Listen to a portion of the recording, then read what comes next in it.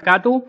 Welcome to the first ever live past paper session for computer science, IGCSE and O levels 04780984 or 2210, depending upon whatever code you have out of these. If you're giving Cambridge Computer Science, this video is for you.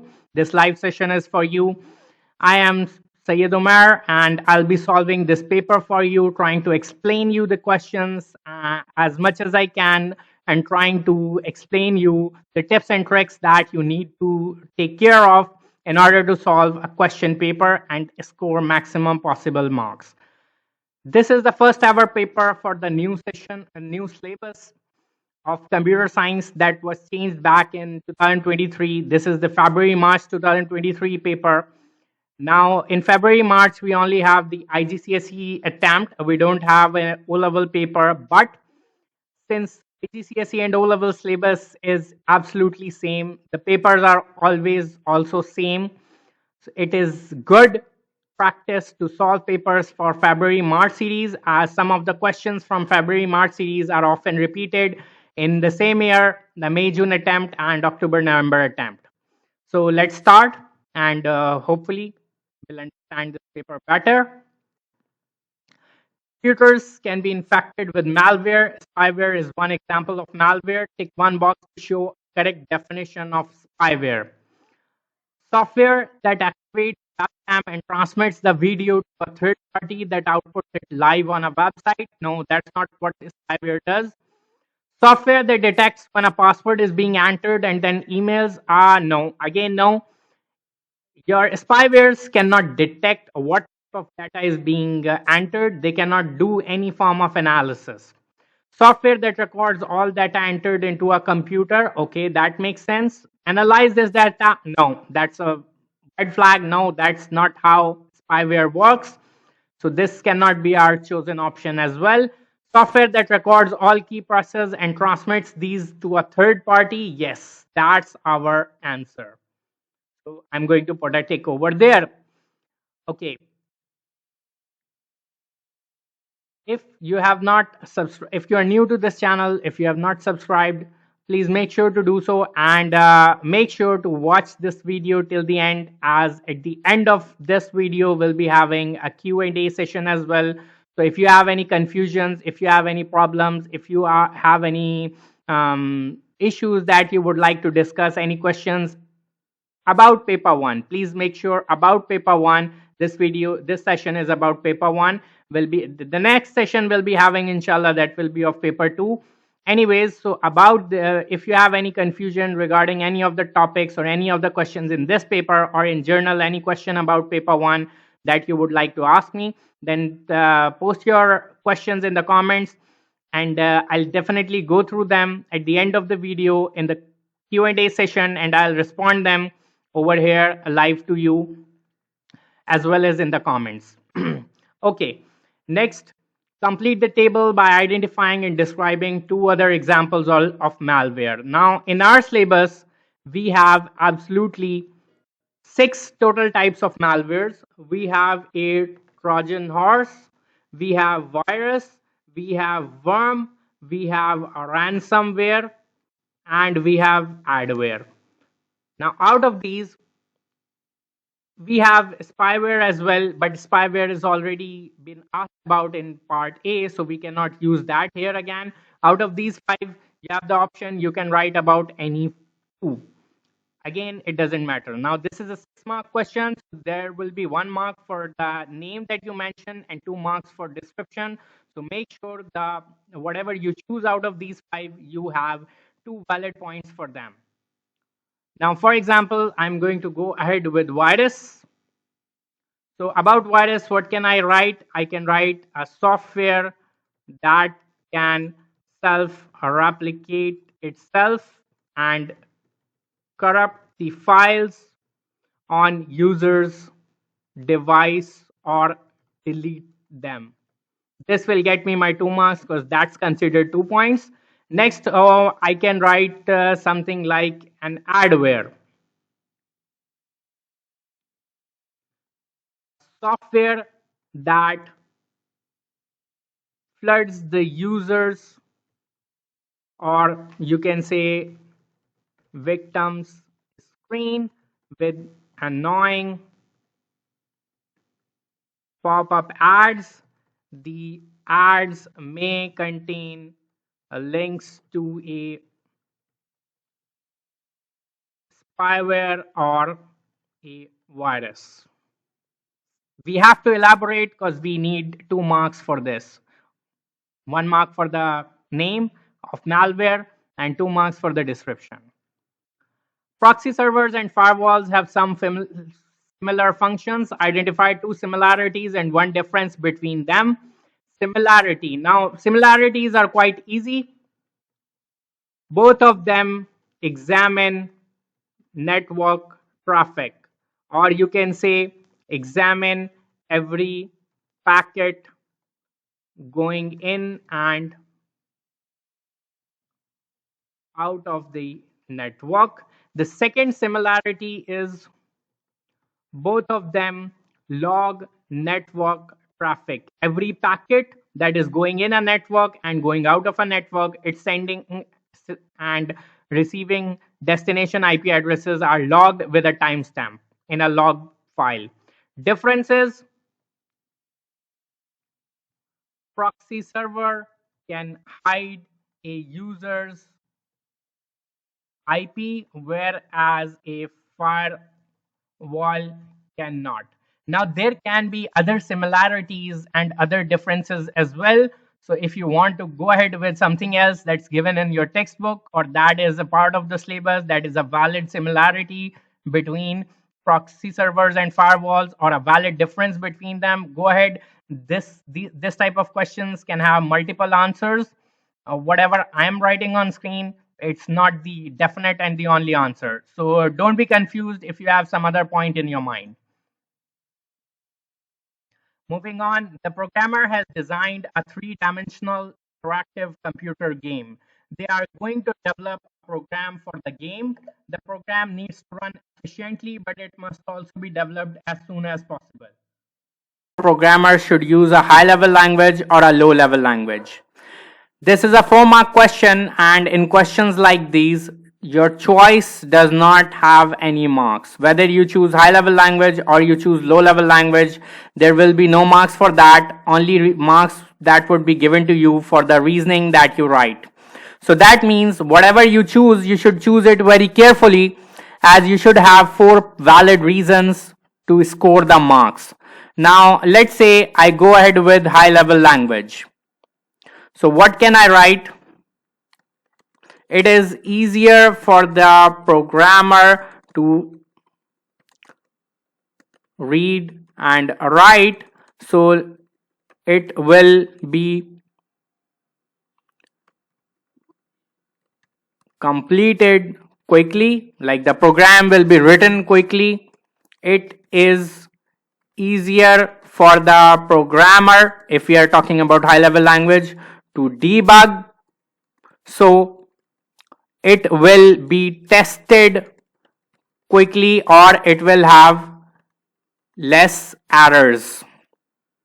You can also write that high level languages have program libraries that can help with quick development of the program, because they are pre-tested and pre-written pieces of codes. Anyways, describe the operation of a compiler and of interpreter. 4-mark question, so again we need to write 2 points each.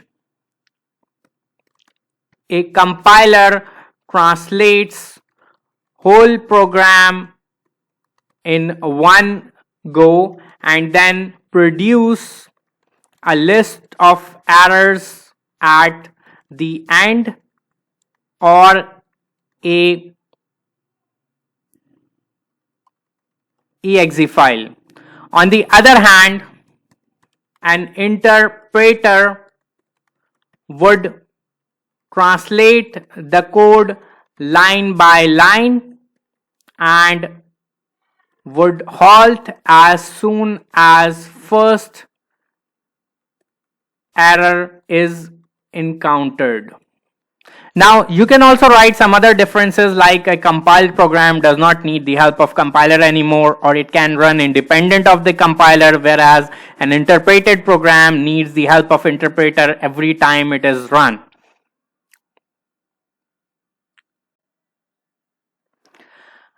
A new computer comes with primary and secondary storage. Data storage is measured by using binary denominations. Complete each conversion. You are also given a working space. 8 bytes equals to how many nibbles? Remember that 1 nibble is equal to 4 bits. So in 1 byte, or in every byte, we have 2 nibbles. So in 8 bytes, 8 multiplied by 2 will have 16 nibbles. 512 kibibytes will be equal to how many mebibytes? That would be equal to half mebibyte, because in 1 mebibyte we have 1024 kibibytes. 4 gigabytes will have how many mebibytes? 1 gigabyte have 1024, so just multiply 4 with 1024, 4096 mebibytes. 1 exabyte, that's our biggest unit, technically has 1024 petabytes in it. Give 3 examples of data that is commonly stored in RAM. Simple part of operating system currently in use, and as well as something like application software or part of application software currently running, whatever software you're running on your system, as well as we have the third thing, data or instructions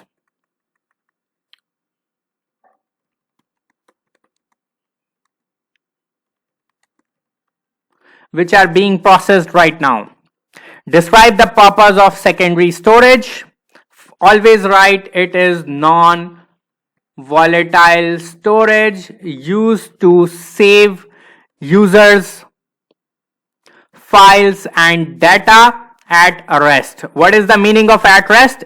If you don't want to use this term, you can elaborate it. Which are currently not being required or processed. The data which is not currently being used, which is not being processed, which is just sitting there in your hard drive, that's known as data at rest. Next, we have a wildlife photographer stores their digital images on a computer. Complete the table by defining each term. Pixel, the smallest element of an image. It can represent a single color at a time, but you don't need to write that much. You can simply write the smallest unit or smallest element of an image. Resolution, the total number of pixels in an image. Then one of the images has a resolution of 1000 by 1000 pixels and a color depth of 2 bytes. Calculate the file size. Then you can show your working over here. For calculating file size of an image, simply multiply the resolution with the color depth, which is already in bytes, so less work for us. 1000 multiply by 1000 multiply by 2, that is going to give us 2 and followed by 6 zeros, so something like 2 million. And we can then just write that answer over here in the given blank, and we are done.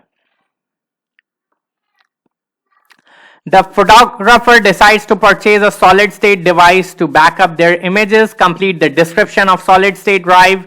Use the terms from the list. Okay, some of them will not be used, and you should use one term once only. Solid state is dash. This means data is not lost when power is turned off. Non-volatile. Solid state is made up of dash that are laid out in a dash. Transistors. Normally we would say electronic chips, but that's not one of the available options. So transistors is our next best shot, that are laid out in form of grids or arrays. Again, we don't have the word arrays over here. Gates are used to control the flow of electrons in and out of the transistors. So the value can change from 1 to 0 or from 0 to 1. Like I said before, if you don't understand something or if you are confused about whether something is a part of the syllabus or not, you can post your questions below, and we are going to have a Q&A session at the end of this paper. So stay tuned, stay with me, and if you're new here, do subscribe and give this video a thumbs up. You can ask all your queries about paper 1 below, and I'll definitely respond to each one of them to the best of my knowledge, inshallah. The photographer compresses an image file before it is emailed. Give one reason or one benefit: to save storage space. That's the most easiest benefit. Other than that, to send the file quickly, to receive the file quickly, or to upload file quickly, to download file quickly, or lastly, you can say to save bandwidth or to utilize less bandwidth. A website allows user to purchase items. Computer A sends a request for the home page to the website server. Request is sent using packet switching. The structure of a packet of data has 3 elements. One element is the packet header. Identify 2 items of data contained in packet header. Now officially we have 4 things in a packet header: sender's IP address, receiver's IP address, sequence number, total number of packets, as well as something like an error detection method. Officially that's supposed to be in the trailer, but somehow Cambridge examiner considers it to be a part of packet header as well. So you can write any 2 of them.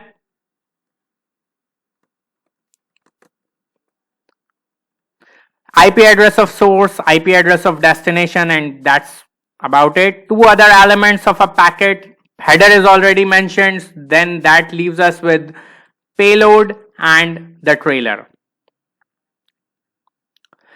Computer A needs to be directly connected to a router that is located in a different room, and you have to tick one box to identify whether serial data transmission or parallel data transmission is most suitable. Explain the reason for your choice. Again, no marks for choice. Remember that. 3-mark question, so that means you have to give 3 points no matter what you choose. If you are choosing serial transmission, then you can write best for long distance, cheaper as only single wire needed to send or receive messages, plus something like no issue of data being received out of sync or data being skewed. For parallel transmission, you can say it is short distance, so no issue of skewing. Then you can say faster data transmission. Then you can say for parallel data transmission, it's good for short distance. Yeah, that would cover 3 points. Good for short distance, no issue of skewing because distance is short, and faster transmission rate. These 3 would work fine. Now I'm going to go ahead with serial data transmission, but I've already explained you the points for parallel as well. Alright, next you can write any other difference as well. If you have another point in mind and you would like to ask whether it is valid or not, you can leave it in the comments and I'll just get back to you in the Q&A session at the end of the paper. Alright, for serial data transmission, best for long distance, no issue of data being skewed, as well as you can say cheaper as only single wire is required. Define full duplex data transmission. Transmission of data in both directions simultaneously or at the same time. That's it. You don't need to write anything else. Data transmission will use parity checks. Parity byte need to be sent using an even parity byte check. Complete this table or complete the parity bit. So even parity means the number of ones should be even, 1, 2, 3, 4 even. So parity bit should be 0. There are all zeros and no ones. This is also considered to be an even situation, even scenario. So parity bit will also be 0 for this one. A parity block check can be used instead of a parity byte check. Explain how a parity block check might detect an error in transmission that would not be detected by a parity byte check. Parity byte check can't detect an error if two bits have been changed, or rather we should say interchanged during transmission, plus parity block check can identify the what you can say location of the incorrect bit as well. Parity check can only tell you whether there is an error or not. Parity block can also tell you in what row and what column, or what is the exact bit in the entire message that has been altered.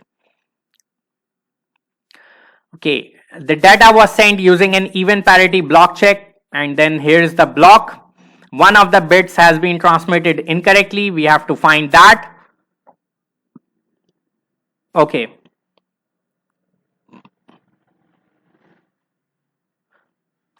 For that, we will need to count the number of ones in each row and each column. So 1, 2, 3, 4, correct, 1, 2, correct, 1, 2, 3, 4, correct, 1, 2, 3, 4, 5, 6, correct, 1, 2, 3, that is wrong. Now let's check the columns. 1, 2, 3, 4, correct, 1, 2, 3, 4, correct, 1, 2, 3, 4, 5 and 6, correct, 1, 2, 3 and 4, also correct, 1, 2, that is also correct, 1, 2, 3, this is incorrect. So that means bit number 6 and byte number 4 is having error.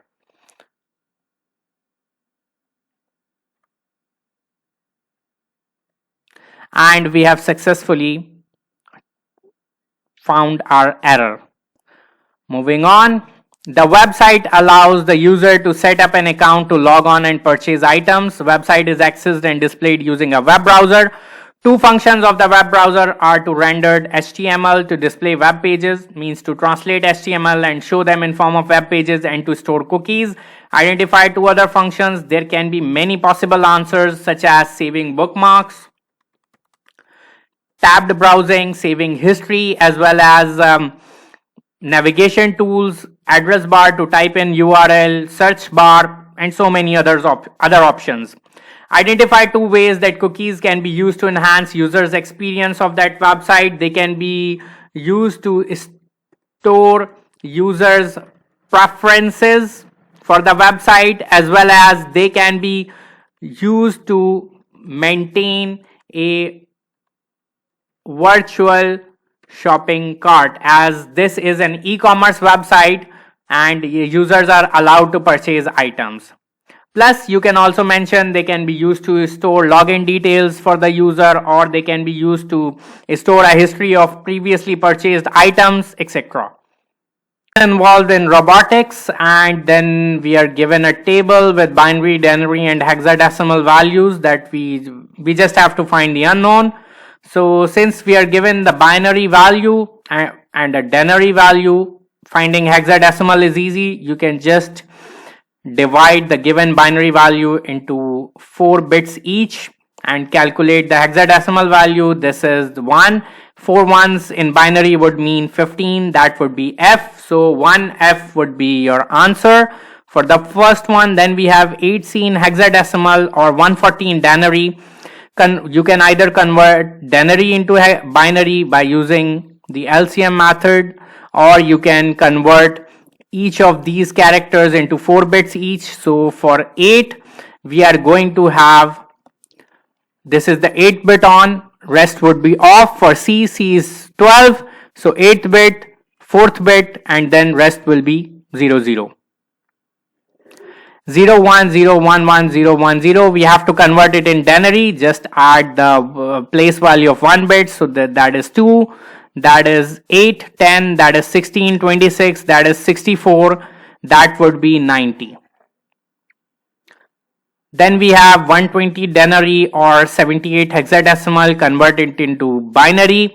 Okay, for 7 we don't need the 8th bit. 4, 3, 4, 2 and 1 will make up a 7. For 8, turn on the 8th bit, turn off rest of them. There we go. Describe what is meant by robotics, a branch of computer science that deals with conception, construction, design, and operation of robots. That's it. Now this is a 2-mark question, and so if you want, you can only write 2 of these keywords: conception, construction, design, and operation. However, it's better to use all 4 of them because you might get this definition in your paper for slightly more marks. The robot has a sensor and a microprocessor. Robot will move forward continuously until it detects an object that is less than or equal to 10 centimeter in front of it. If an object is less than or equal to 10 centimeter in front of it, robot turns 90 degrees right and then tries to move forward again. Explain how the sensor and microprocessor are used to automate this.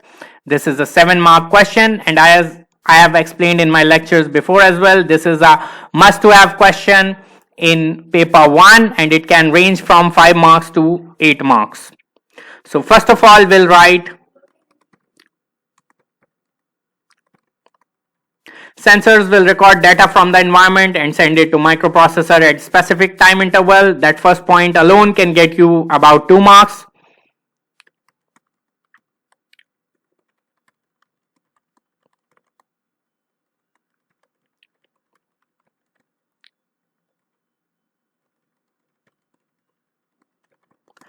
This data will be converted into digital format by ADC. 3rd mark.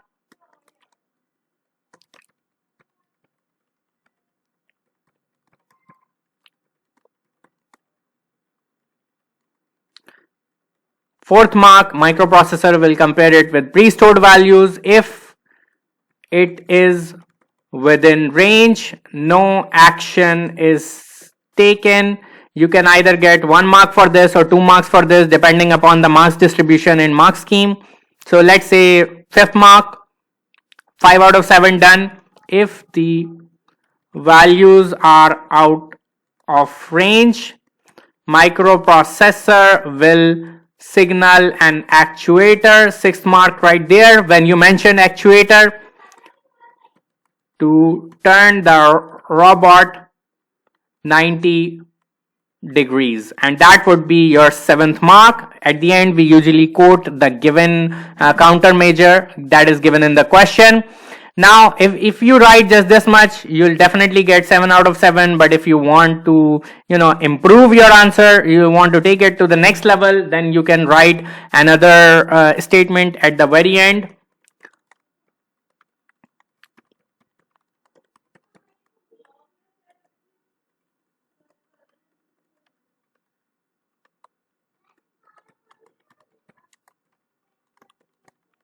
This process continues repeatedly until stopped by the user. Even if you forget to write this last line, don't worry, you'll get your full marks. Next, we have described the characteristics of AI, as the robot needs to find its way through different puzzles, and every puzzle has a series of paths and dead ends and obstacles, and the robot needs to find its way to the end of the puzzle. All right. So this is we just have to describe characteristics of AI. According to syllabus, we have it has the ability to learn things and add it to its database. It has the ability to reason, like give reason, logical deductions for something, and then you can write. Also, last but not the least, it has the ability to analyze or find patterns.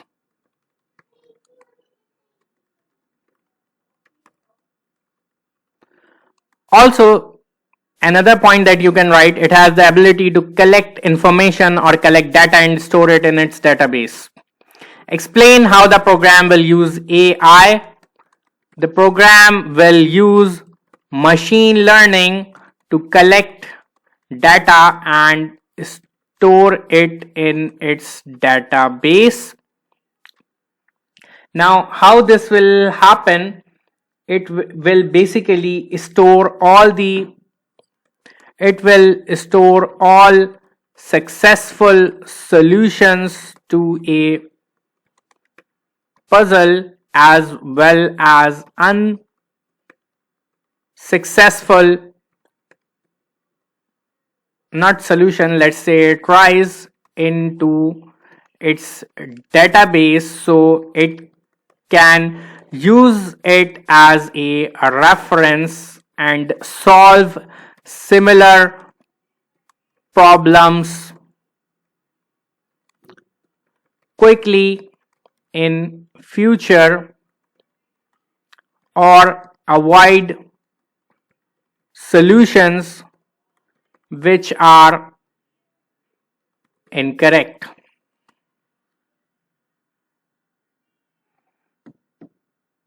That's about it. You'll get 4 marks for that. Okay, and we have reached the end of our paper. I hope you have understood everything and you found this session beneficial to you. Let me know in the comments if you would like me to continue doing this. And in the next session, inshallah, we'll be discussing a paper 2. So stay tuned till then. And now I'm going to go through with the questions you have posted in the comment section, or if in future after this live session has ended, even if you add some questions, then I'll definitely get back to them and respond to them in the comments. So let's get to the questions. All right, then on to our first question. And this was the first question. In question of high level and low level language, is the answer enough? Did we satisfy it for 4 marks? Let me scroll up. Answer is yes, we definitely justified it for 4 marks. See, this part will get you 1 mark. This reasoning for it will get you 2nd mark. It is easier for programmer to debug, that would be your 3rd mark, and it will be tested quickly or it will contain less errors, will be your 4th mark. Like I said, no marks for the choice. All right, let's move on to our next question. Next, we have, sir, please explain that AI question of 4 marks. Here it is. See, AI basically works in similar way. Whenever a software or a robot or anything else has AI, it uses the capabilities of machine learning. Whenever a problem or a question is presented to it, it tries to solve it using some logics, by connecting some dots, by looking for patterns, by recognizing patterns.